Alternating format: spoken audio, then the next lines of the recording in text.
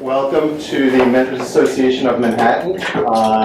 It's summertime, so I think some people have taken off from their inventing journey, but it never stops, and we're here always. Yeah. So for those of you that are newcomers, how many people do? Okay, so we are all about helping inventors and entrepreneurs figure out a more intelligent way to launch their products through education and empowerment and networking amongst like-minded people. And hopefully you'll learn some best practices, things to avoid, and just be inspired to move forward in an intelligent way. We are hosted here by Troutman & Sanders. They are a full-scale law firm, and they have an intellectual property department. And our host, Louis Del Judas. Please thank Louis. Thank you, Louis. Our monthly meetings are usually on the second Monday of the month. The format of the meetings are that we start with a speaker of something of interest, of a topic of interest to inventors and startups. This evening we have gentleman Tim Healy, who will be talking to us shortly. And the second half of the meeting, which will start around 8 o'clock, we will move into pitching panel, which is a bit like Shark Tank without money or drama and that sort of thing. So we are a New York State not-for-profit. And we have some professional members, though, that help support the group, and a few of them are here this evening. I'd like to first introduce David Postowski, who was with a large law firm and is now at a more inventor-friendly law firm. Yes. Please, David. Yeah, so some of you know me from Dave Pitney when I was here a few months ago, but I've been at Gerhart Law for about 6 weeks now. I think you heard from one of the inventors last month at the pitching panel, from what I understand. Anyway, we're a kind of inventor, startup, entrepreneur-friendly law firm. We do things with that kind of frame of mind, which, having come from a large law firm, is an entirely different world, a much friendly world. So I myself am an intellectual property attorney. I'm also a patent attorney. And so we do everything from kind of soup to nuts. We not only want to protect your IP, but we want to see you. If you want to get on TV, we'll try to get you on TV. You want to get into Walmart, we'll try to get you into Walmart. So the relationship doesn't end. So thank you, David. Yeah, thank you. We also have Gordon Perry. I'm a industrial designer. Some of you know me. In fact, some of you are my clients, which is very nice to work with all of you. I'm also an inventor-friendly design firm. If you've ever gone to a design firm, you'll find that some large firms don't even want to talk to you. That's not the case with me. I love working with you people. I enjoy the interchange, and I'm very good at what we do. We do design, engineering, and bringing your product prototypes, bringing it from your idea to a real thing. So whenever you want to have my help, I'm here to help. Thank you, Gordon. And Louis, would you like to say a couple of words, please? Sure. I hate to say I'm inventor unfriendly. Get out of the way. I'm a partner here at Troutman & Sanders. I've been in the business for many a decade, unfortunately, or fortunately. I'm here to help. I have no problem if you want to come to me, talk to me, ask me for advice. My experience covers the gambit. I know sometimes this firm or I may be a little too big for people in this room, but I'm always here to help and give some guidance and some support. And if we're not the right fit, that's okay. And if I can help you, I'm more than happy to help you. So, please. Come on in. And actually, they deserve credit too. I always neglect to thank them, but our videographer, Joey and Steve, who isn't here tonight, they deserve a lot of credit. Just give them a So our speaker this evening is Tim Healy from Healy Success Solutions. But what I think Tim, and why I invited Tim tonight, not because he's good at what he does, he also is the host of a program called the Profit Express. And I was first invited on as a guest A couple of years ago. a few years ago and had the pleasure of coming back a couple more times. But I'm like down here in terms of Tim's guests. Tim has interviewed the most amazing people in the world who have taken products from nothing to immense success. I don't want to take away his thunder, but I think we have a lot to learn from Tim, what he's gleaned from these people over the years, and the direct information that he can impart on us to help us all move forward a little bit more effectively. So with that, Tim, thank you.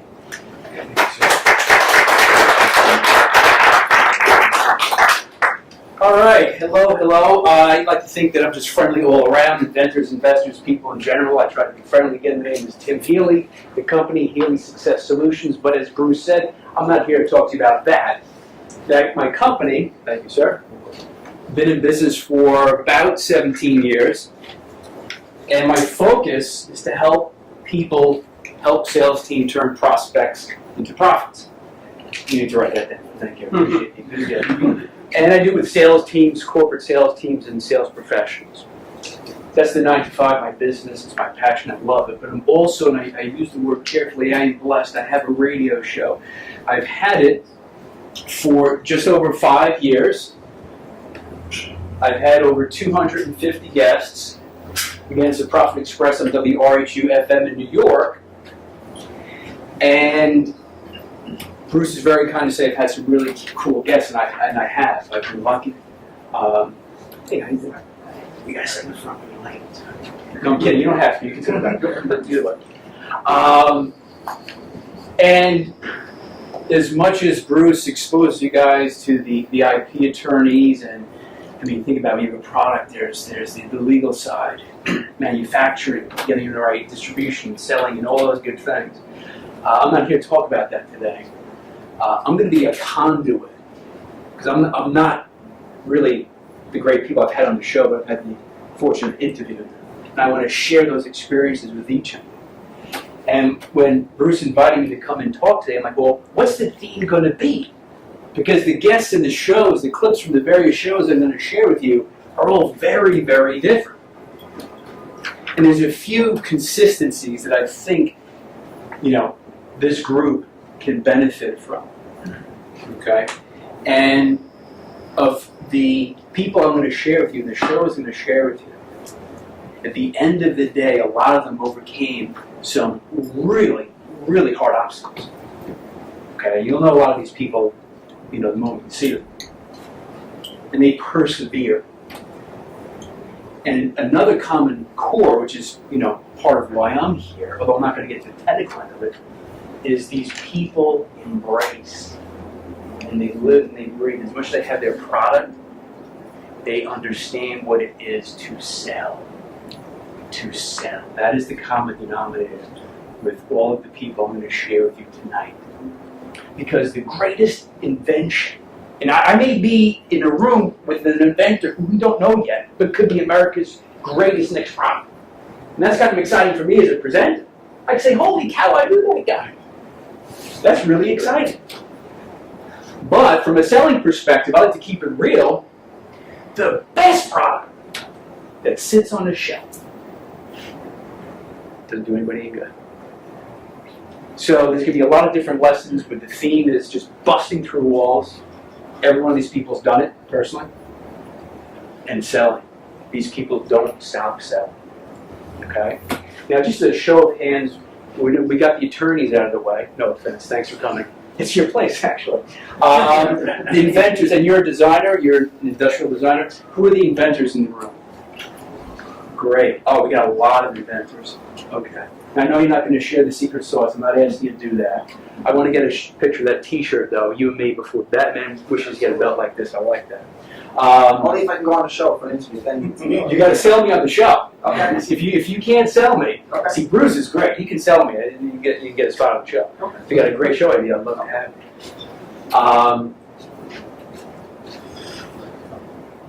you. Before I get into the, and you need me off by 8, right? I was Take trying your time. Okay. Always trying to be cognizant of time. Bruce is a wealth of resources. I've had the pleasure of knowing him for quite a few years. I don't know exactly how many. So it's a great group. But let me ask you, whoever would like to share, why did you come today? What point are you at? Without getting into your product, whatever, but why are you all here? Anybody want to share that? Sir. I actually joined this club in 2009, Right. and because of the resources that I made here, the friends, the relationship, the professionals that helped me guide me through the process, Mhm. I'm actually at a point where I just got invested last month, and I owe it to this club. So eventually, when my product hits the shelves, hopefully for the holiday season, and it becomes a success, I can give back to this club because this club it did so much for me. Wow. That's who would Thank you. Yeah, very good. And anybody else want to share why? They have the new product that I can only imagine. I mean, I own my own business. I didn't invent the product, but I know, being an entrepreneur myself, you live it, you breathe it, you sleep it. Sir in the back. I mean, I've been coming here for, I think, 2 years now, too, and every time I come here, I learn something. I mean, it's never not something I don't learn, and I hope tonight, especially the selling part, which is a very crucial part, Okay. can never stop learning about that. So you have expectations ready that I'm going to deliver something? Yes. I'll pull something out. Blame Bruce for that. Yes. It's been really good. I get thrown under the bus all the time. That's it. Anybody else? Sir. Yeah, well, like him, I learn something every time. I mean, I really have no business being here. I didn't consider myself an inventor at all, but now I've learned other people in the backgrounds that they have had being here, and every time I leave, I have something new, and I actually feel a spark of energy every time I leave here because I think, oh, that's something I didn't think of yet. I'm going to try that. So, Love it. Yeah. Spark of energy. New ideas. This is great. Anybody else? Sir. And just avoid mistakes. There are so many mistakes you can make. If we can avoid just a few by learning from other people, it's a good day. Oh yeah. Oh yeah. That's words well spoken. Now this is your first time, right? I'm going to pick on you. Why'd you come here today? Because I'm just really excited about my idea, and I'm just like, I guess in the early stages, and I'm a sponge and just like taking everything in and learning from everyone and everything. This just sounded like a great experience and opportunity, so cool. We'll make the most of it. Cool. So you're really excited about your idea. I think anybody who's got a product, and I think about 80% of the folks raise their hands as being inventors of a certain product here, which is fantastic.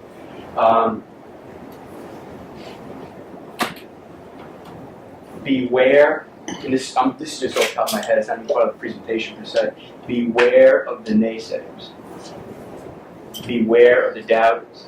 And those doubters and naysayers, believe it or not, I'm not going to sound negative right now, it's reality. Those can be the people closest to you. The moms and dads, husbands, wives. They love you. They don't want to see you get hurt. Don't fail. They love you. Stop this crazy idea. Okay, so just beware of the naysayers. All right, so let me jump into it. So it's lessons learned, 5 years, 250 guests of some of America's most exciting and successful entrepreneurs. Of course, I took the opportunity to show myself sitting there with Barbara Corcoran from Shark Tank. Anybody heard of the show Shark Tank? Oh yeah. Has a little bit something to do with what you folks do. Excellent. I was real lucky. Bruce, you actually came to the show. Thank you for that. She is somebody, by the way. I had her on the show a year earlier. She called in. And it's a long backdrop story I'm not going to share with you right now, but I did a lot of finagling to get her live in person for the 200 show, big celebration thing. And one thing that impressed me the most about Barbara, despite her real estate acumen and for many millions, she said yes to coming in to the Profit Express. Now I got a real big ego, but I'm smart enough to realize Barbara Corcoran does not need to be on my show. And she said yes. And the only thing she asked for was car fare. Not bad. Pretty impressive. So, with that being said, I'll try to make this as dynamic as possible. Questions, thoughts, comments, jump right in. Okay, you know this guy, right? Maybe some of you might have a product of his in your house. Anybody here have the George Foreman grill? Wow, he'd be happy to see that right about now. All right. I think I've got my speakers working. If the folks in the back can just give me a nod that you can hear this, because otherwise my presentation, I haven't started playing yet, sir, but thank you. Otherwise my presentation is going to go south quickly. Okay. After a very nice fight with Sharon Briggs in 1997, you were interviewed just after the fight by Larry Merchant, and he asked you this question about how the fight went, and your automatic immediate response was, and I quote, "Have you heard of the George Foreman grill?" Was that planned or was that just spontaneous and came natural? No plan because I plan on winning at my profession number one. And I was going to talk about victory, but then I realized you have this microphone in front of you. All the world is listening. What are you going to say? I can't come in about losing because I didn't have that intent. I must say something. I must sell something. That's what television is all about. All media, it's about selling something. You get a microphone in front of you, this is the time to sell. That's all. In your opinion,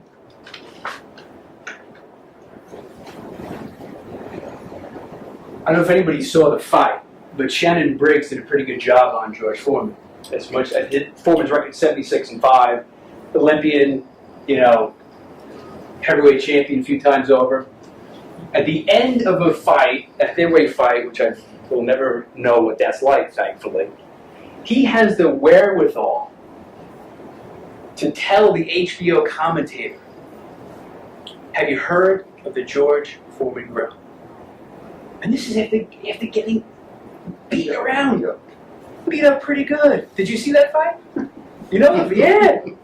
It wasn't one of his best performances. Now, but here's the important thing. Okay, that's a funny clip. But what does that mean to you folks? So Larry Merchant, HBO, bang. So George, tell me your thoughts on the fight. What happened?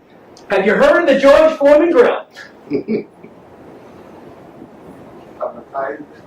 What's that, sir? Commercial life is trying to advertise. Absolutely. But even, let's dig a little deeper than that. I mean, think about exhausted. Maybe you're seeing in triplicate. I don't know. Okay, and you think of your product. He's selling. He's selling. But look at the audience. You know how many people watch that? Right. Are you kidding me? Right. These are not millions, but billions of people. Right. He's so out there. Now, you may or may not. Hopefully, you will have that chance to get in front of millions of people, talk about your products. I would never say never. But the reason I share this clip, to me, what it meant to me personally is, man, this guy is never off. You figure for at least a moment he would be the boxer, okay? Because he already had many, many, many millions of dollars. He didn't need to hawk the grill, which sold over 110 million units, rather. But at that moment, he was still selling. He's always on. So my question to each of you, and I'd love to get your responses, with your products, with your babies, do you think you'd be prepared at any moment to sell? I got a lot of deadpan faces. I'm a little bit nervous right now. Because you see, you never know when opportunity is going to strike, right? It could be the person in line at Starbucks, on the subway, who knows? It could be at one of these meetings. Now, I'm not going to get into it, but you know what your pitch is. And I know some of you can't share yet, it's still in the closet, whatever, blah, blah, blah. But what are you going to say to the right person at the right time, to a potential investor, to a gentleman like Bruce? How many know exactly what their, you could say your USP, your unique selling proposition, whatever it is, how many of you have that pitch ready to go right now? You got one? Let me help them though a little too. Jump in. Because it's not always about the selling of what you think your product is ultimately going to be. At any particular time, I see this a lot with inventors, it's what do you need next? It might be that you are confused about your patent journey, and you need a great patent attorney. So if you're thinking about your product and you meet someone and you tell them I have this great product idea, I need a patent attorney, or I need an industrial designer, or I'm not sure how to sell into Walmart. A question or a need is as good as pitching your product the way George Foreman did it. I think to your point, Bruce, and it's excellent. No matter where you are in your journey, because it's a journey, obviously, know what you need at that moment, whether it's the Walmart, whatever it may be, and be prepared. Because sometimes we don't think about pitching the product until we can actually see the product, and we get stuck on the way. So right now, you're stuck in the spot, the application, the money, the attorney, the this. Who's thinking about a pitching at this point? I'm thinking about trying to get started. But there's actually, and this you brought up a great point. It's numerous pitches from start to finish. Correct. I use a phrase, you talked about unique selling proposition. I think everyone should also think about their unique buying proposition. That when you're looking for resources, be prepared to explain why, in a short, concise way, why your idea is important to pay attention to. You're never going to necessarily, not never, you're not the biggest right now, but why is it unique? Why should a patent attorney feel interested in talking to you? Why should a factory want to take on your job or give you the time of day? Always think about why you're unique and fit into the universe. So I'm sorry, Tim. No, that was, you just made that point a lot better. Thank you. Okay.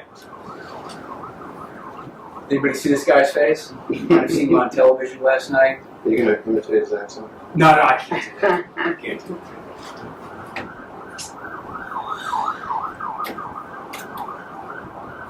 In your opinion, what makes for a great infomercial? I think for me, it's going to be the excitement and the energy of a quick pitch, a quick demonstration. You know, you turn it on, and I got to be honest, most of the time we're pitching to drunk people. You know, they get in late at night, and they've had a couple drinks, and they're fun, and you kind of hypnotize. And you've got to have a great pitch. It's got to be entertaining. You've got to keep it on track. Make sure you're bringing it back. At the end of the day, it's a sales presentation. That's what a pitch is. You know, we design our pitches in a way to make sure there's no questions left in your mind as to how many, you know, if you want this product, and how many do you want. We try to keep it exciting. We try not to reach too far. You never want to overpromise. And we got to keep it moving. Good testimonials, a great offer, and they got to be a little bit annoying. They have to be a little repetitive. You know, okay, enough. I'm going to buy now. Done. Shut up. And you got to hit people around the head with a baseball bat. You know, so, and Billy would say the same thing. You know, when Billy used to come out of the gate, he was the best in the world at it. A lot of people found him annoying, but he got your attention. You know, you're like, oh my God, where's this guy going now? And Billy was a master tactician at getting you to stop. And he never ever wavered. He never changed his style. He was enthusiastic about what he was selling. He was pitching you. He had these amazing demonstrations. And it, you know, it stops people. And I think at the end of the day, they start to trust Billy. And the people like Billy. Sometimes I think they would buy from Billy to make him go away. Let's jump back over into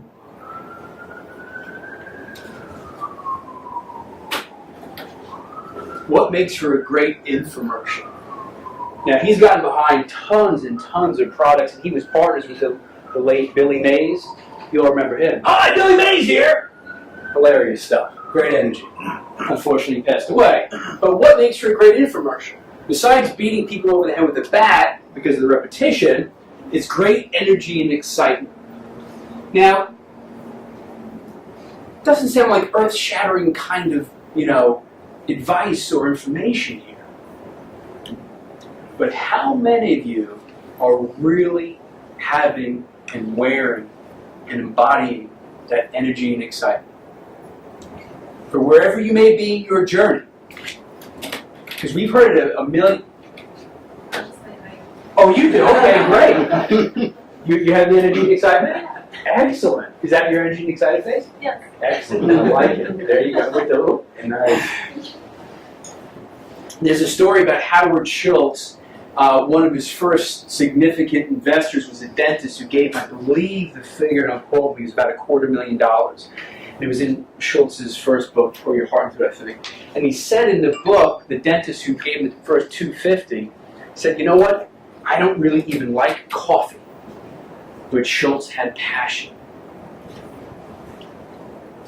And I know for a fact, you can back me up on this one. There are a lot of great products and great ideas that have died on shelves, haven't even made it to shelves. They've died in somebody's basement or they died in somebody's mind. And there's inferior products out there that have gotten sold because somebody can sell the hell out of it. So if you got a great product and you believe it, it's obviously why you're here, and I commend you for all being here.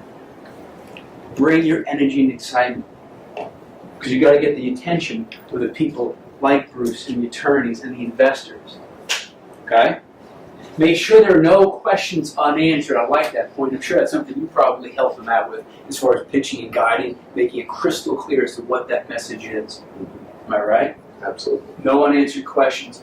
Never overpromise, which is great. Be repetitive. I love it. OxyClean. Who here has OxyClean in the house? Okay, about half the audience. So a little more than half the audience. So what we learned from the audience, they like eating hamburgers more than cleaning the house. There's more Jewish Foreman grills than OxyClean. Excellent. Any questions so far? You all good? They're going to be afraid to raise their hands and ask you. They're going to be afraid to raise their hands? Anybody afraid to raise their hand? You're profiling. Oh, I'm sorry. Okay. P90X. Tony Horton.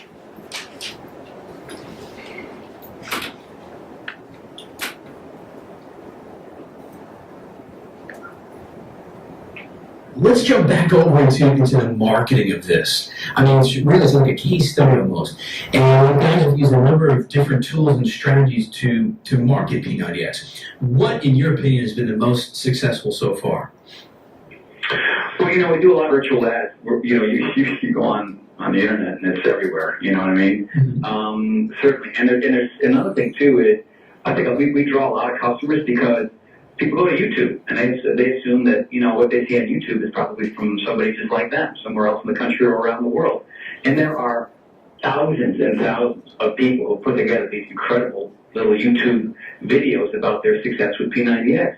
And that doesn't cost us anything in media. It just keeps the ball rolling.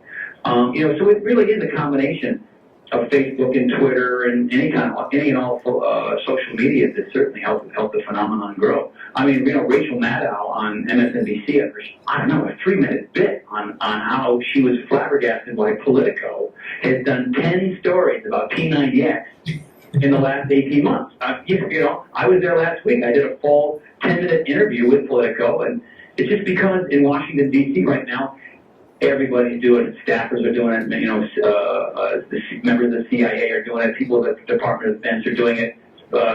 Secret Service guys are doing it. They're doing it in the White House. So of course Politico is going to do a story because everybody's talking about it and everybody's doing it.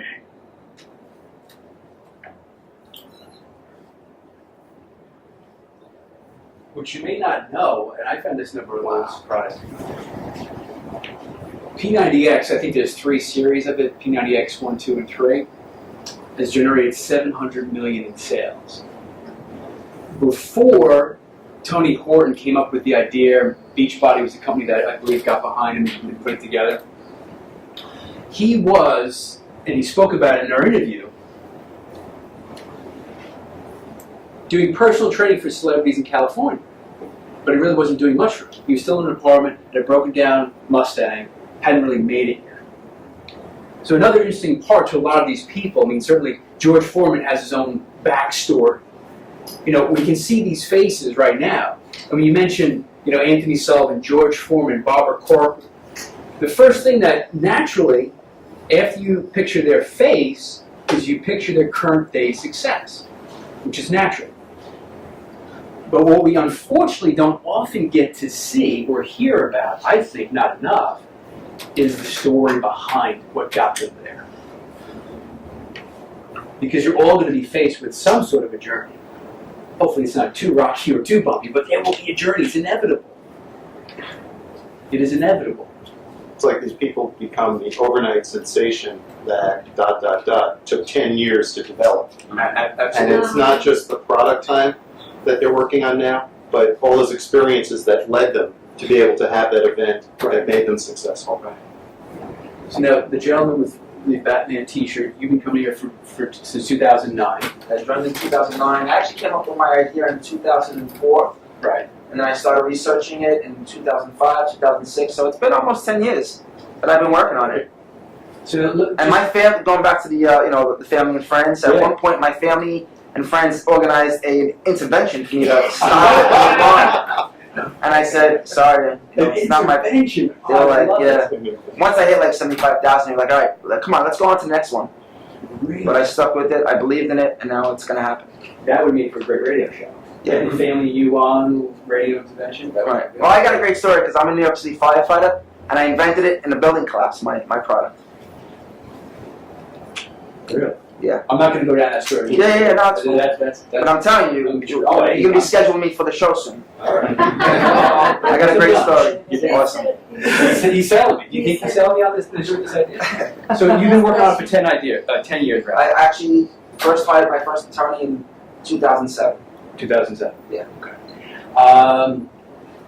Sir, how long have you been working on your idea? 2 years. Just shout out how many years you all been working on your ideas. 2 years. 2, 10, 2. I think I heard 6 up front too. 6. 6 months. Sorry about that. That's all right. 6 months. Okay. 6 months. 6 months. 6 years. How long? How long? 2. 2. Excitement face, lady? 4 years. Okay. So sir? A year plus. So it's probably did a quick average about 3 years if I did the math really quick. Nice. Did anybody ever think it could? Yeah. Okay. That's honest. It's all right, but you didn't. No, that's why I'm here. That's what I know. Thank you. Excellent. 700 million in sales. What we might not have known, their first 22 infomercials bombed. Here's an interesting fact about P90X.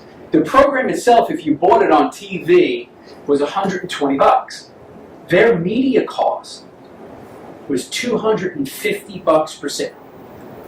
I'm not the CPA in the room, but that doesn't seem like a good business model.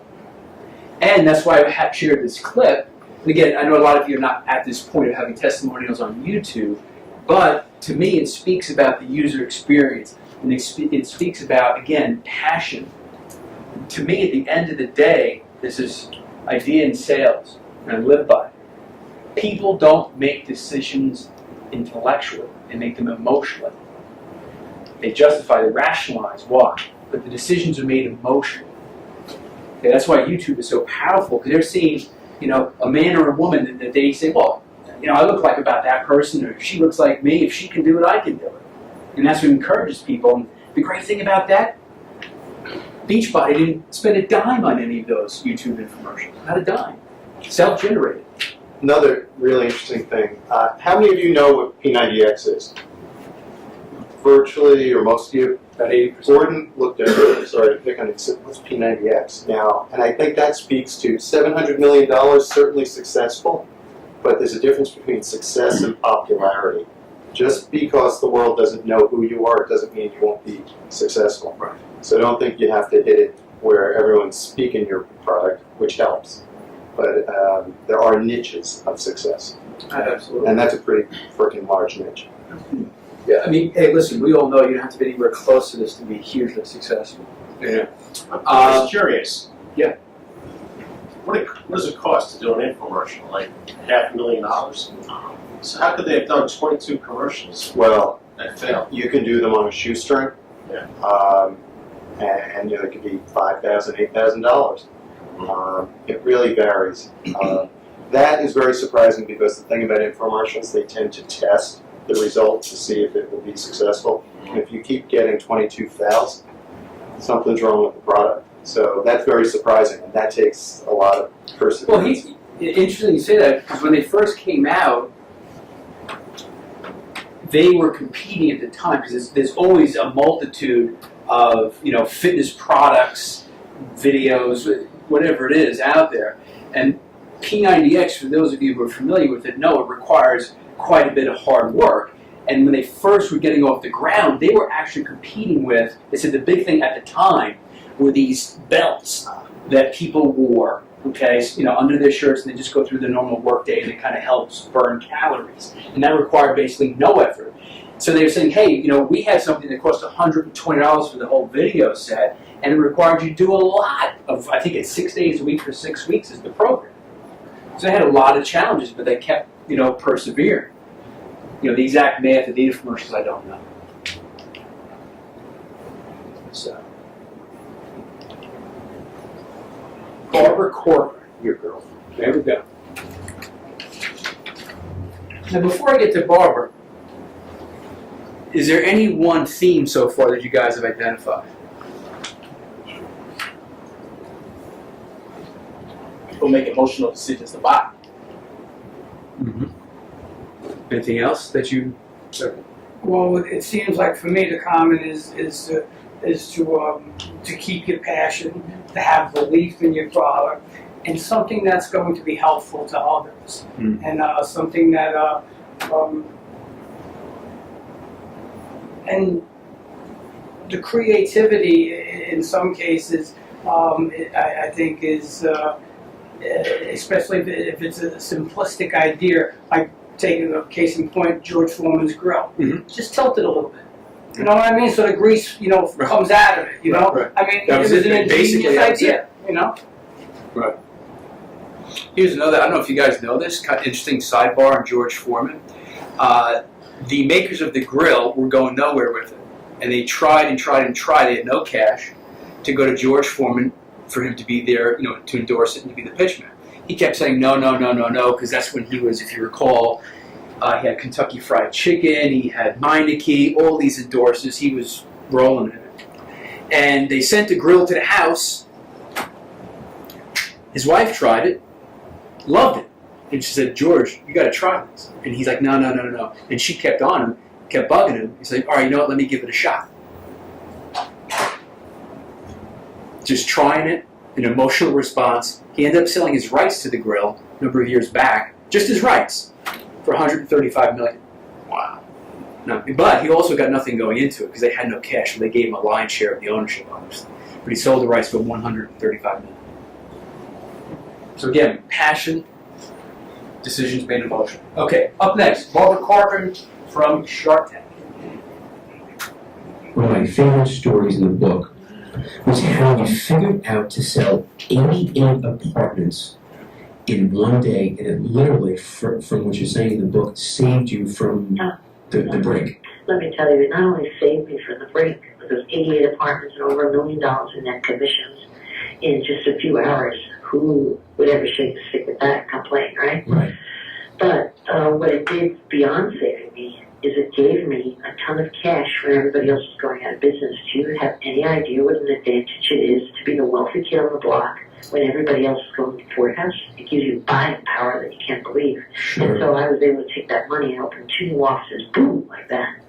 What an advantage that was. But the reason I thought of that, again, I was doing nothing more than imitating a lesson my mother taught us as kids when she took us to Old Tom's River and we watched the chicken lady. I don't know why, she didn't have chickens, we called her the chicken lady, and she had invited a lot of city slickers to Tom's River to pick out their favorite Jack Russell puppy, and she didn't have enough puppies to go around. And my mom sat us on that gravel road and she said, Louise, the chicken lady, of course, is a lot smarter than these city people think she is. She invited everyone to see the puppies at the same time. And they were all in one little carton. And I think, I don't now recall, maybe she had 6 or 7 puppies, and there were at least 12 people wanting to buy them at noon. And so those people from New York City, more sophisticated, with more money, with the fancy cars and the fancy clothes, were groveled to get their hands on the best of the litter. And so, of course, I took 88 apartments in New York City that couldn't be sold. I priced them identically, which makes no sense in real estate. So you can get the high floor, the low floor, the one with the kitchen, the one with no kitchen, the one in the horrible building, the one with the good building, for the same price. Right. But when I announced it was a secret sale to my salespeople, come early to get the quote, pick up the litter, I kept saying, let me tell you, I couldn't believe that miracle when I woke up early and ran to that sales office where I was going to distribute the list of addresses, which I kept in my pocket till the very last second, and saw over 150 people waiting in line to get their hands on that list. I thought to myself, no, it can't be this easy. It can't be this easy. And just like those city slickers in Tom's River, here I was in the city with the slickers, and they gobbled up those pieces as fast as they could hit them. And you know what? It sounds crazy, like why would the last person who got the New York City apartment run to the litter, walk away happy and sign that deal? Because they saw another 100 people in line behind them. But you want to know, it's amazing. In real estate, everybody wants it, nobody wants it. For the same reason we all like to go to the restaurant with the crowded parking lot. I have a brother who owns a restaurant, and he pays people to park there. So you can't go for that. But that was such a valuable lesson that you have to create the impression a huge demand, and how can you manipulate it so it actually happens? And after that, I'll tell you, God rewards the brave of heart, because the market turned around, not because of our sale, it was just a coincidence. And boom, I had all this cash in a market while everybody else was laying low. Is it fair to say that if that opportunity hadn't come across your desk, you probably would have closed your doors? Oh, let me tell you, I was closing my doors. I thought of that idea as I was writing the goodbye speech. On Christmas Eve, I was opening my January meeting. I wrote $330,000. I felt ashamed of owing money. Right. And I was writing my goodbye. Thank you, everybody, for staying with me for the last 9 years in my business. This was a goodbye speech when that little bing image popped in my head. And you know what got that image in my head yet again? I was picturing a Ramon Simone smiling as I went down. And bam, I got one more idea. Great motivator. Wow.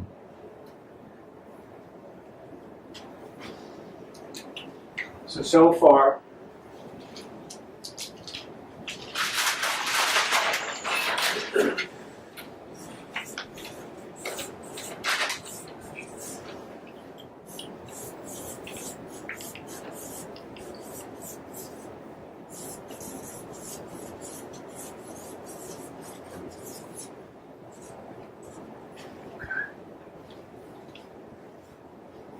so again, when you see Barbara Corcoran's face, it's very easy for us. The first thing you think of is what? Sure. Money, success. Money, success, real estate, Shark Tank, right. As she just said in her clip, she had already written, not thought about, but had written the goodbye letter to her staff. She was lights out, inches from lights out. In the book, it gives a little more detail. She held off on delivering the letter to the staff because it was just before the holidays. And she's like, yeah, it doesn't matter, it's a few weeks, I'll let everybody enjoy the holidays, I'll tell them after the new year. And in that time frame of a few weeks, this deal to sell these apartments, these 88 units that were not being sold, came on her lap. She had nothing to lose. We all think it's so complicated, but she takes a story from her mother and a woman who's selling puppies in Toms River, New Jersey, about creating your own demand. If you got 6 puppies, invite 12 people to buy them. You don't need an MBA for that. I see this a lot. People, inventors, they think that they're just waiting for that one person. They're looking for that one person that's going to make them successful. You got to be talking to a lot of people to find the right deal, the right next step that's going to do it for you. There's, you might have a vision of what that one looks like, but you got to talk to many more than you need. So, sorry. No, that's, see, you can get real lucky, and the first person you talk to could be the person who takes your product from idea to the show. The chance of that happening, Bruce, could probably very, very, very, very. Why do people buy lottery tickets? Because they saw the person that won Mega Millions, 100 Right. million. They keep buying the lottery tickets. Why do people keep inventing? Right. They think it's like lottery tickets, but you got to do the hard work. So the one thing that she said that really stuck with me in this clip.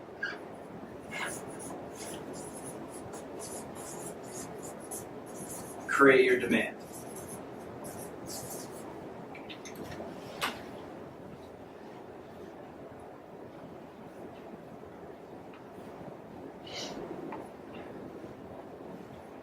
So think about the gut check that Barbara Corcoran had to have at that point.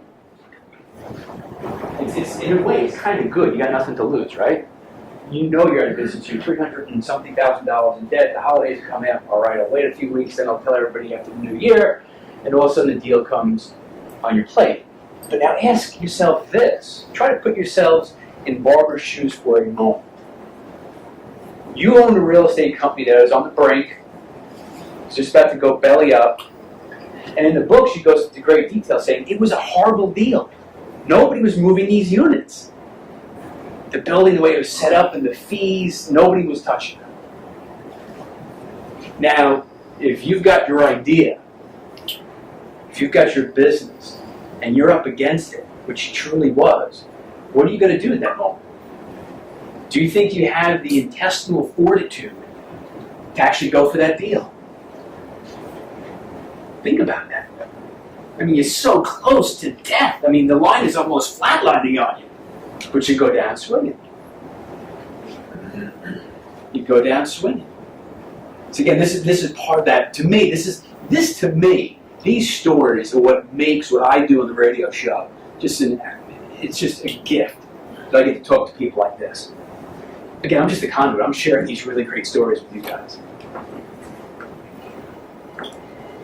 Questions so far? Comments, thoughts? Sir? Got a word for your list there, tenacity. Tenacity. You think you have tenacity? Yes. Okay. Well, I don't like to assume. That's another thing. I hate to assume, so I didn't want to. Sir, what's your first name? Chris. Chris. Gentleman in the back with the gray T-shirt. Yes, you. That'd be you. Yeah. Have you learned anything yet? I have learned, I could learn more. All right. Okay, but Well, I want to know. I want to make sure I can deliver. I got to no pressure. So it's all right. So it's okay. No, I I got you now. like the honesty. All right. Yeah, here's an interesting story. I don't know how many of you follow Shark Tank religiously. Cousin's Maine Lobster. You see Barbara Corcoran right in the center. You see these two gentlemen to either side of her. The gentleman on the left, his name is Sabin Lomack. The gentleman on his right is his actual cousin and business partner, Jim Salikas, I believe. And she actually invested in them. Okay, she got behind them for, I think, 15% of the business for like $55,000. Very, very interesting story as to why, and you'll hear the clip, why they specifically wanted to go and to align themselves with the right mentor.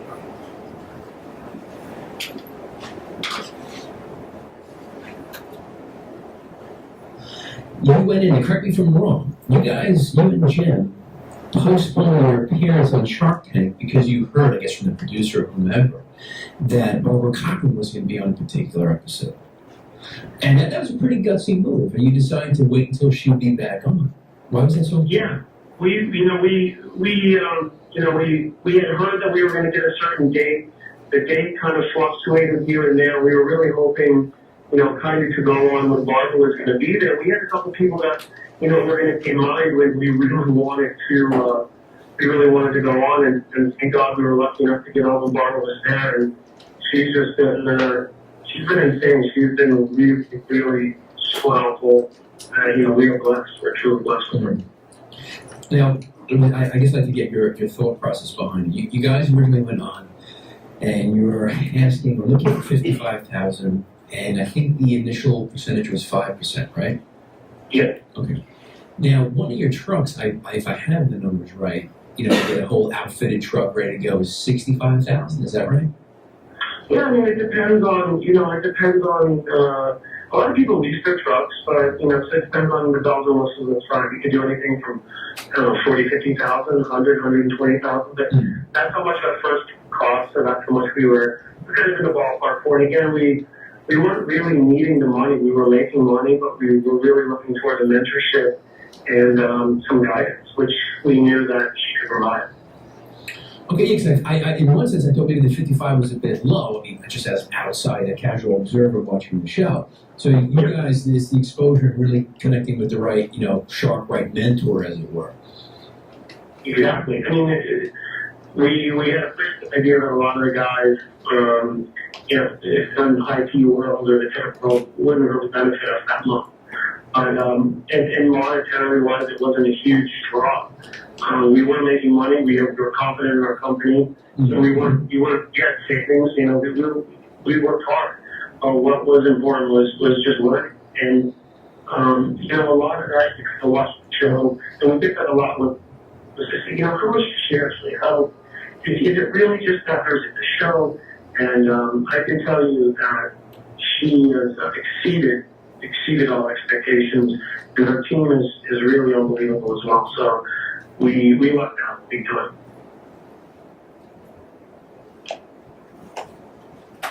So again, Cousins Maine Lobster, the actual business is a food truck. There are two cousins from Maine. They moved over to California. They created this food truck selling lobster rolls with lobsters that are brought in from Maine on a daily basis. And what these guys did, which was pretty amazing in the show, A, they postponed their appearance, which jeopardized them getting on the show. Because producers, from what I understand, can be pretty finicky. They may decide not to have them back on.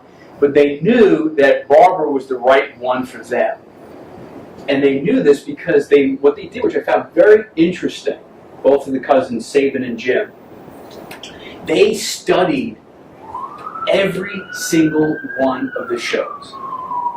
They knew the questions that Mark Cuban was going to ask, most likely to ask, of course, that Damon John and Robert Gerber, I believe was pronounced.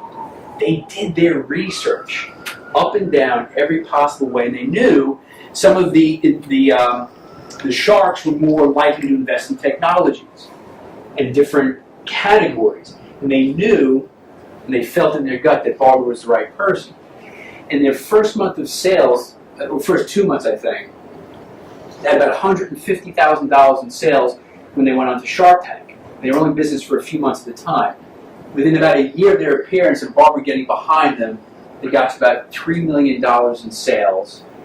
And they also, I think they have a few trucks now, they also have a 7,000 square foot facility in Maine where they do drop ship of fresh lobsters within 24 hours. That's all well and good, that's a success. But the important thing is these guys had enough confidence researching who their potential backers, mentors, investors were, knowing what they want. Okay? Even in the show that they were on, when Mark Cuban was drilling them with all these questions, they were giving back very quotes that he had used on other contestants. That's how well these guys were prepared. Now the important thing with a mentor, again, let's take it away from Shark Tank for just a moment. The mentors can come in the form of somebody like Bruce, or an attorney perhaps, or another inventor, or business person, whoever it is. But I'd like to have you speak on this for just a moment. Sure. So, how important is that role? Well, a mentor is important, but I think more importantly than a mentor is the mindset of knowing that there's an information gap. And I always like to help people think about analogies. And something that just hit me this morning. Of course, you can learn from people who are successful. But also learn from businesses that are successful. And what is people who have inventions want a license? Why do they want a license? Well, they don't have to go through the hassle of manufacturing and all the physical stuff. Well, look at the most successful licensing businesses out there, they're franchises. Why are they successful? Because they have a model of success that people want to take on. So what I tell inventors is look at what's successful, try and copy that. If you want to license your product to someone or some company, figure out why you can show it to them it's going to be successful. There are two kinds of IP, intellectual property, and there's the other major IP, which I call the implementation plan. You have to be able to show why your product, idea, your license, or your patent can be implemented. And that is a formula for success for somebody, just like McDonald's is a formula for success when they franchise out. Does that answer that for you, Tim? Well, there was no one right answer, but just the importance of, getting that right person. And that's what those guys did. It took a little bit of courage instead of just going for the cash. Because actually, one of the sharks offered them $100,000. This is an interesting backdrop to the story. I think it was Robert Jarvik offered him $100,000 at 15%, and they took $55,000 for 15%. And if you see the episode, the two cousins asked each one of the investors who were interested in them, "What can you do for us?" And Jarvik was insulted by the question and immediately removed his offer for $100,000. Here they are on national TV. Oh, talk about a blow to the gut. We just lost $100,000. So then they took $55,000 with the same percentage. But when they asked Barbara Corcoran that same question, she immediately had great ideas on rebranding their truck, even putting the word fresh in front of lobster. She was behind it. They knew that right away. And another interesting point, they have yet, despite all their success, they have not touched a penny of the initial money she invested. Pretty interesting. These guys are super, super prepared. I think, Tim, to your another point about mentorship, understand the difference between mentors and cheerleaders. A mentor will give you the right encouragement, will help you know when you're on the right track. They won't be encouraging you to do things that might be harmful to the business. They won't be a buzzkill either, but they will be a voice of reason. So there are plenty of people out there that want to be cheerleaders who you might confuse as mentors. And be careful with that. That's a great point, actually. The next guest I had on, it's a unique choice as to why I chose to share him with you guys. Again, the show, it's currently on, I think, the History Channel, Pawn Stars. Anybody familiar with the show Pawn Stars? Okay. Really super interesting show. The guy's a wealth of knowledge. And the gentleman in the center, Rick Harrison, is the guy that I had on. And while he's not in this business of inventors and products, he shared something with me that was so powerful. It was such a wake-up call. I thought you guys, any business audience can relate to. Have any of these heirloom sob stories ever swayed you on a deal? No, they don't. A pawnbroker with a heart is a pawnbroker out of business. Plain and simple, period. Sentimental value is only worth money to one person. When it comes down to it, it's still a business. I have 50 paychecks I have to write every 2 weeks. 41-second clip. Why did I decide to share that with you guys today? Again, he's a pawnbroker, and what he said again, I asked him, anybody, did any of those heirloom sob stories about a particular antique somebody's bringing in, did it ever sway you on how much you're willing to offer? He says, no, never. Pawnbroker with a heart and a pawnbroker out of business. Why would I share that with you guys today? It's all about making money, and pricing is one of the hardest things, I think. Right. I find it very difficult, pricing. Because people always want to... I'm sorry, speak up just a bit. People never want to pay what you ask for. Right. People always want to get a deal. Sure. And so, if you give them the deal, you're going to be out of business. What is the deal good for you? That's the question. And here's another point, too. You guys, we just went around the room earlier and I said, the average length of time that you've been working on your ideas has been about 3 years. So a lot of you are obviously very, very committed. Again, you're here this evening. Keep this one in mind when you go out to the street, so to speak, and you're talking to these potential investors and these professionals, and they squash your dream, and they rip it apart, and you're offended. Why would you be offended? Maybe you are, maybe I'm assuming. But it's easy at that point to become emotionally involved as the inventor. They just crushed my product, what are they doing? Are they kidding me? They know I spent 9 years doing this? So just keep that in mind. They don't see it the way you see it. They're seeing it strictly as, can they make money at this? So they think it's a viable, valuable product that's going to go on a shelf and move. Yeah, I was working on one product and I was working with Skull. So we went to prove the concept. So when we got there and I proved the concept, and then the guy looked at it and said, this is high school science. So I told him, I said, show me one high school product like this. That's it. Show me one high school product like this. What was his response? Well, he said, I'm very sorry. But it's a simple point, but to me, sentimental value is only valuable to one person. Kevin O'Leary on Shark Tank is the poster child of that particular. Crimea River. Exactly. Yeah. With that being said, and I'm definitely not here to crush anybody's dream, but I think that at some point there's a reality check too. not all ideas, just because you came up with it, is a great idea. And I think that I found myself coming up with numerous ideas, and I do. And I research them, and I try to play them out, and I try to see their validity and see if it's a marketable idea and something that can be brought to the public. And if it's not, I discard it and I go on to the next thing. And that's how I do it, or that's how my mind kind of works. One of the things that some of the things that you were saying that I feel is very important, and it seems a common theme, is you have to have a hook. That's one of the things. That was Barbara Cochran when she sold all those things. It was a hook. You know what I mean? She got somebody. If you get there early, you'll get the best apartment. She had a hook. She had something that was intriguing to people. Everybody likes a deal. So I think that's like a common theme. And regarding one of the things that the other guys did was when they decided not to go on because Barbara wasn't there, they took a risk, but it was a calculated risk. I remember Rocky Aoki when he, Benihana, when he opened up an ice cream thing up at Harlem when he first started.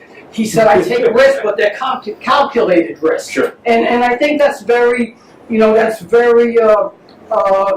important to realize. For me it is anyway, because I've also been in Ponzi schemes and everything else. Sure. Why not doing that kind of work? Well, it's the balance between the dream, the reality, and the practicality of the business, right? Do you have something to add to that? No, I think that you have to balance that sentimental value, because when you hear about somebody in the room that maybe talked about working on it for 10 years, the Kevin O'Leary statement would be stop the madness, right? Exactly. But have you learned something every step of the way? And has it been just unbridled spending, or has it been kind of a hobby that now can turn into a business? And you do always, to use you have to balance that passion for learning, and is it just that you're not willing to hear somebody tell you your baby is ugly? There's a difference there. Do you have another clip from George Foreman? Now, your grill, everybody knows you for your grill, obviously. Your grill has sold more than 100 million units. That's right, over 110 million. Can you believe that? 110 million. Now, it got off to somewhat of a shaky start. What did it take from you to get that grill going in the beginning? Well, I've been so comfortable with Madison Avenue, being embraced by Madison Avenue. I got big money with KFC, Kentucky Fried Chicken, and Meineke. All these people were paying me this great amount of money for endorsing their product. But at the bottom line is, when they wanted to, someone else runs a touchdown. They said, you do our product? And in the back of my mind, I knew that. One friend asked me, he said, George, you're making all these other companies rich. Why won't you get your own product and do something? Mm-hmm.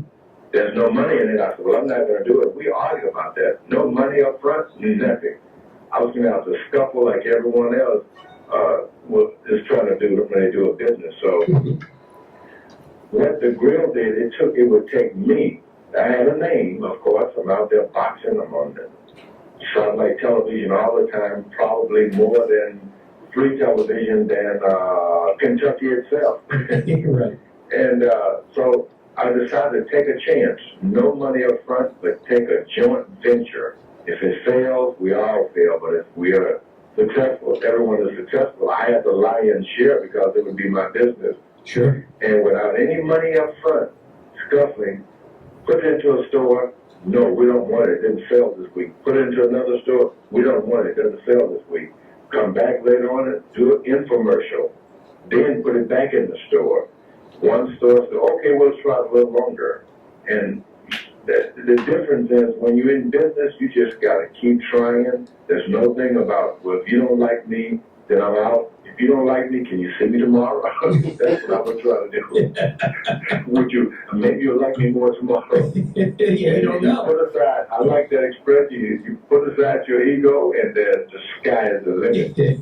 And you just don't give up. And in boxing, you get hit in the eye. And what happened if you're in the first round with, say, some tough Joe Frazier? Right. You get hit in the eye, and you really can't see the guy that well, and you can't let him know that. The bell ring, and you just assume when you turn, you're going into the proper corner.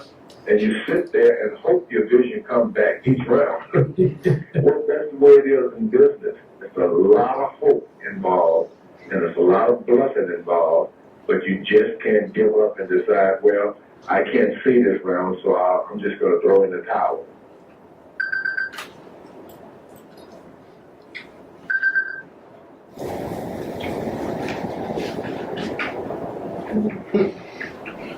$110 million grills sold. I said 100 actually. He corrected me. It was 110. Amazing. I believe that is one of the best-selling individual home appliances in history. I believe. Don't quote me on that. So obviously got off to a rocky start for Mr. Foreman and the George Foreman grill. But what he said, and it stuck with me ever since I did the interview with him, and as a sales trainer, as a sales coach, if you don't like me today, can I come back tomorrow? And I love that. I mean, do you ever think of just telling somebody, like, say you had a horrible meeting. They say, oh yeah, this isn't right for us, you know. Okay, well, obviously it didn't go right today, but I think tomorrow you're going to like you a lot more. How's 10 o'clock? Does that work for you? Right? How many of you would actually say that? No, I'm being dead serious. Why not? Because maybe you're going to get that person to think different because they're going to react differently to you because nobody's going to think to say that to them, number one. You know, what if you were going in to pitch your product, whatever part of the journey you may be at, and what if you were off that day? What if you just had a bad day? And that happens to all of us. And then you're walking out and you thought this was a really good opportunity. You think to yourself in that split moment, man, I kind of blew this one. But I didn't do my job. Go down swinging. You got 88 apartments to sell in a day. What the hell, right? So admit to him, you know what? Today I really didn't do a good job. I'm sorry, I apologize. But I think tomorrow, when you see me, because I'm going to be in your office tomorrow at 10 o'clock, I'll bring the coffee. You are going to love me, and you're going to be so happy you said yes. Sound like a deal? When you have nothing to lose, you have nothing to lose. So if you don't like me today, can I come back tomorrow? And of course, to use the boxing analogy, when you get hit in the eye, keep moving forward and bluff it if you have to. Now, there's a great phrase, I like to use it all the time, fake it till you make it. There is a certain part of that. I know the attorneys in the room are squealing a little bit, but there's a certain reality to that. Because, and I think we've all heard this, perception is reality. Perception is reality. Now, you don't want to overpromise, as Anthony Sullivan, said earlier on. But perception is reality. How are they seeing you? How is your message being received by them? Because your eyes, your nose is going to get bloodied, and you're probably going to get a black eye or two on the journey. Is that fair to say? Absolutely. How are we doing so far in the room? Questions, comments, thoughts? No? No? We're good? We're good? And I do actually have one. I don't know how to ask it exactly, but I think Barbara said create an impression of demand. And you wrote down create your demand. I mean, I think those are two very different things. I mean, she really faked it, right? She created a sense of drama, but she didn't know if anyone would be at the door. And it turns out 150 people were, and she's now, back. So that's great. But okay, she actually used the word manipulate. Yeah. Did she? I don't even remember she did. She very well could have. So Should we go back to the tape? She created a backstory. She created a story, and you're talking about inventors telling their story. I mean, are they all true, or do you just get to? I don't mean it just like that, but you get to make it up, make your own story up. How much of it is creating an impression versus a reality? I mean, you don't ever want to. Let me give you an example. First kind of Yeah, no. Here's an example, and there was a member a couple of years ago who participated in our pitching panel. And they invented a device that was involved, and I don't want to get into the detail just for confidentiality, but the device, the category that their device was in, had maybe, if you looked at just those devices, a $50 million market overall potential. That wasn't going to get anyone excited in terms of where this could possibly go. And they couldn't get the attention of people in a big box retailer. But I said to them, your device isn't the limit of what this is all about. Your device is used during fall cleanup time.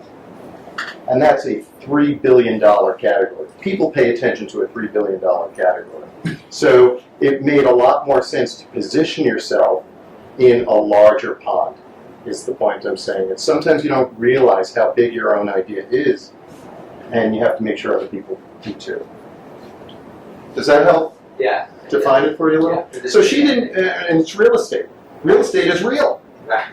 So it's the perception of this is a limited time type offer. Yeah, you don't want to be, you don't want to not be genuine, because that gets smoked out pretty The quick. attorneys are really screaming now. So. Yeah. No, because people, and that's why I said earlier, I like to always use it, fake it till you make it, because people can take that the wrong way.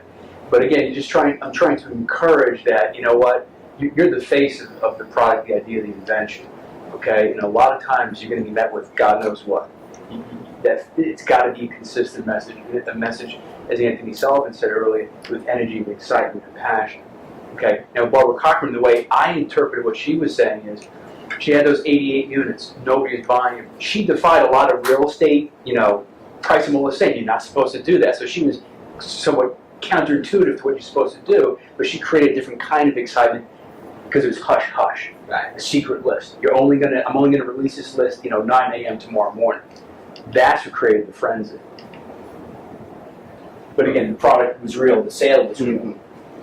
You can't be inauthentic. No, that gets... You can be creative, but don't be inauthentic, and that goes to passion. You can't be passionate about something you really don't believe in. Right. And if you're a criminal, and you're passionate about being a criminal, well, that's a completely different story, but we're assuming honest, real people. But put yourself in the right pond, I think, is a good shortcut. Yeah. Because it's where you place yourself moving forward then. You give yourself the opportunity. Why shut yourself down? Interesting question. Okay. This next one is Barbara Corcoran's first interaction with really having to fight and protect herself out there, which again, in this business can certainly happen a lot. There's lots of sharks out there. Yeah. You decided to bully the bully. And in this case, the bully was Donald Trump. And you won. Thank God. Yes. How important was that victory for you? Eddie, it was a relief. So I don't think at the time I thought of it as a victory. I just wanted to get out of trouble. I mean, what I wanted to do was collect the commission that I knew my company earned because we sold the biggest land deal in New York's history, the whole Trump, the Penn Yards, which is now all those Trump buildings you see along Riverside Drive. And we were nobody in the commercial field, but we pulled that one out. And so I couldn't believe the joy we felt for making the biggest commercial deal. Well, we never had done a commercial deal. Pretty remarkable. But to have somebody of that stature turn around and sue you for the money you thought you were getting in, that he wanted the money, sue you to pay him. It was so bizarre. That was my how-do-you-do introduction to the real world of legal business. Yes. And so, of course, I was very quick to call my attorney, the guy who reviewed our little real estate contracts for apartment rents and things like that, and asked him if he could represent me. He was very happy to represent me in this gigantic lawsuit. I'm hiring my local real estate attorney. What I need to do is find a bully to beat the bully, just like my mother. Right. And so I went out and interviewed every top law firm and every top litigator in the city, and I landed on Richard Seltzer, who was a powerhouse. And if not for hiring him, whether it was right or wrong, made no difference in this lawsuit. It was about who had the most power. And so he won, because he was just as much a bully as Mr. Trump and his team were. And that's really what wins. It shouldn't be that way, but that's the truth. And boy, was that a good business lesson for me. I hope you'll never get to that point, but the reason I decided to share that one, because she was very successful at that point. And it kind of goes back to choosing the right mentor, or really in this case, trusted advisor. And she had an attorney, as she said, who was doing the typical real estate deals. I saw a smile on the back. And so she goes to, present the big cases. Guy's like, yeah, sure, yeah, let's do it, great. Wasn't the right guy, okay? And, here she was at this time, very sophisticated professional with lots of money, getting that right professional. Okay, but then you go aside and realize, who are you up against?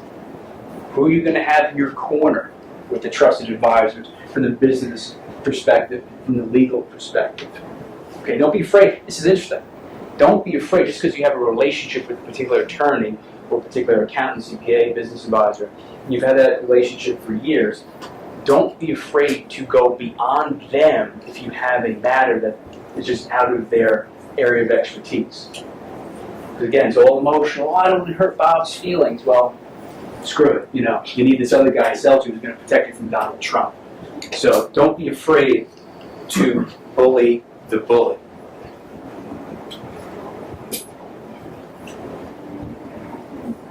One more from George Foreman.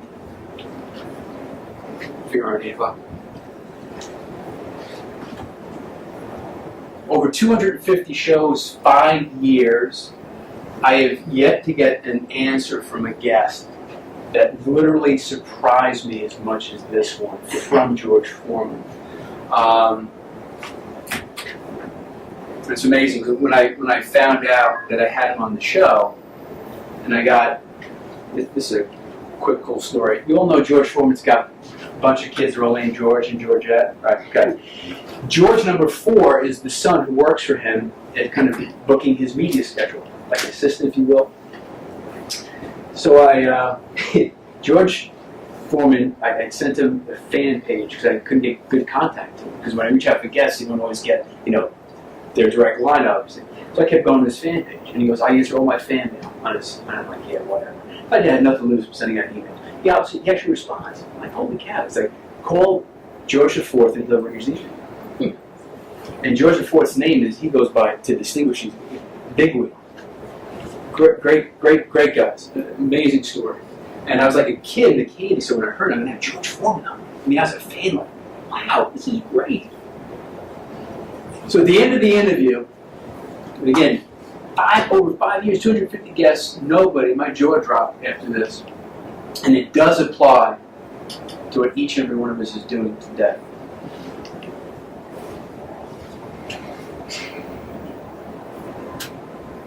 If you could leave the listeners with one idea as they continue each and every day to head in the direction of their own dreams, one idea, George, what would it be? Forgiveness. I tell my kids forgiveness is that subtle thread that binds both love and friendship. And to be a good salesperson, a lot of doors are going to be slammed in your face, and you're just going to have to go down to the next door and then make your round again and forgive those persons and keep trying to sell. Be sold on forgiveness, and you can sell. I was not expecting that as an answer. Heavyweight champion of the world, right? George Foreman. Whew, forgiveness. That to me was pretty amazing. Because in business, whatever path you're going down in business, people are going to insult you, they won't return calls, they won't like your product, they won't invest, whatever. It doesn't matter. And it kind of ties back to one of his first quotes I shared with you guys. Hey, you know what? I know you don't really like me a lot today, but can I come back tomorrow because you're really going to like me? You know what that whole thing does for me? The message it sends to me personally? Put your ego aside in all this.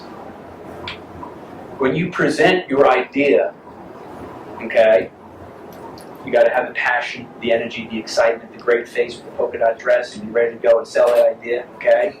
The years of commitment, that doesn't stop, don't get me wrong. But, and this is one tangible sales technique I'll tell you about, sell from the other side of the table. Your ego, how great you think your product is, matters, but only so much. You've got to realize why they're willing to talk to you, what's in it for them. Put the ego aside. And again, if they bruise you up, doesn't matter, forgive them. Because there's going to be lots of people that insult you, hurt you, kick you, so on and so forth. So if you're sold on forgiveness, you can sell out of that. You're good? Good stuff. Guys, it's been a real pleasure.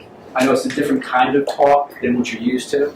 The real technical great stuff that Mr. Bruce Zutler shares with you. But it really is about your mindset. And I really am excited. And I found a lot of energy in this room tonight. And there is some greatness, and it's a great product that I don't know which one it is. I wish I did. I wouldn't be up here talking right now, but there is something really great in this room. So keep on keeping on. Thanks for listening tonight.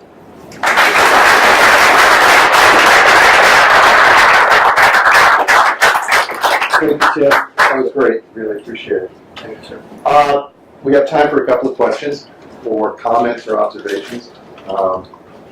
Anyone? Yes, Dave. Can we know a little bit about your background? I don't think we. I'd like to keep it under wraps, but thank you for it. Yeah?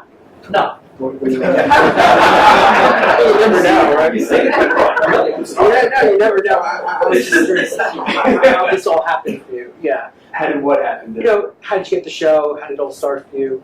Okay, great question. So again, I've had my business since 1997, Healy Success Solutions. Again, very simply, I do sales, system development, sales team training, sales performance coaching. Keep it very, very simple. Remember, turning prospects into profits. In my industry, okay, lots of people write books, okay? Not to say I wouldn't, maybe one day I will, but I've interviewed a lot of authors, by the way. I get a book a week, you know, publicists send books all the time. One thing I realized with books is they're relevant for a very, very short period of time.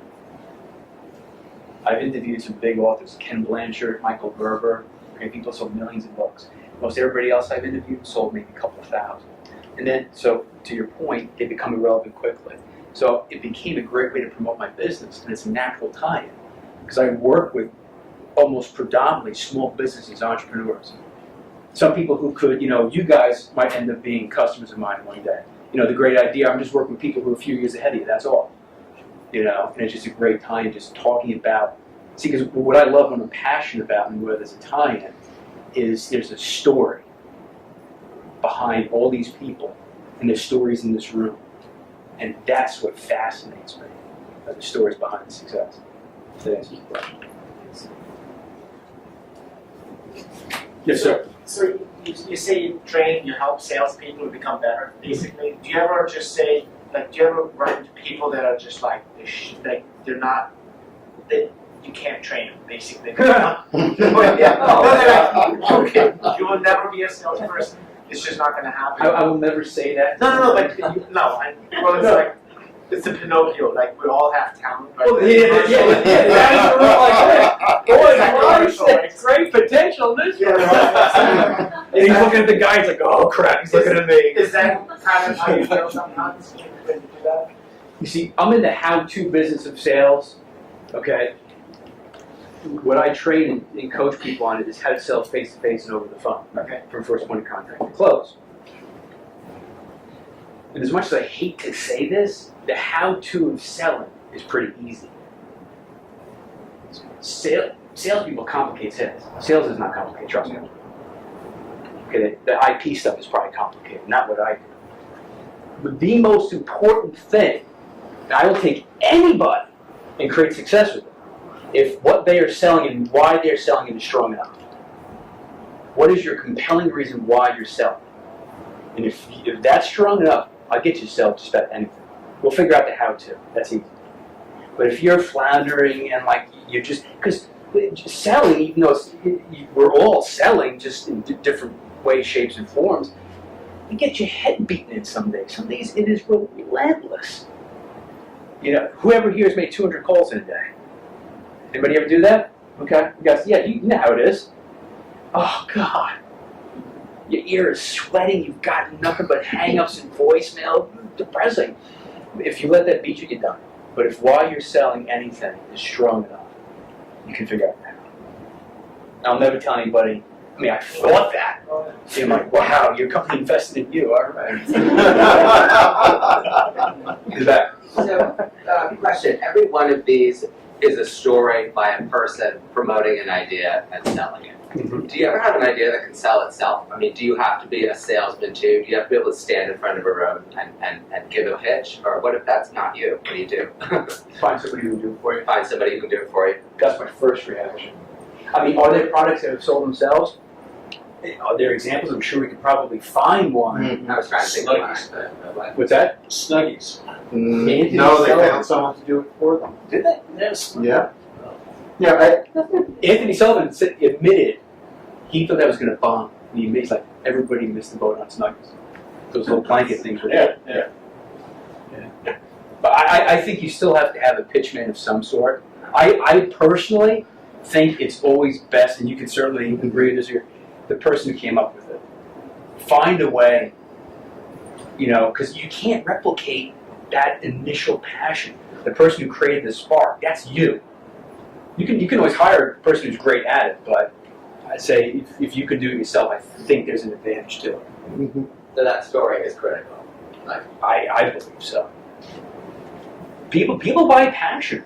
I mean, they check the numbers, they do their due diligence, but they really buy the passion. Or they have to you have to be able to communicate what your story is. People say I'm not a salesman, and they think they don't have the personality of a salesman, or salespeople have to be gregarious and outgoing. No, they just. I have a good friend who lives in the Midwest, and he is a nice guy, kind of dry, but he's one of the most successful salespeople I know. He shows up every day. He knows what he needs to say to people. He's likable, but he doesn't have that I'm in your face kind of sales guy. He just says the same thing over and over again, and he's persistent, and he has passion, and he believes in what he's selling. So it's not personality. I think it's just more behavior. Absolutely, yeah. 'Cause, if you remember Billy Mays, the guy who passed away, was Anthony Sullivan's partner. The guy was on fire. Right. I think he passed away from a cocaine overdose, but that worked for him. Bruce brought up an excellent point. There's passion and personality. You don't have to be P.T. Barnum, but if you're there, you're knocking on the door. Right, you're going to connect. I'll come back tomorrow. And there are different kinds of salespeople and different rooms to be in. You could be a very different person around a conference room versus someone who's going to stand up in an auditorium selling to thousands of people. If you don't fill the room, you don't fill the room. But that's when you're that big, you're going to be able to have someone who can fill those shoes for you. So, thanks again, Tim. This was great stuff.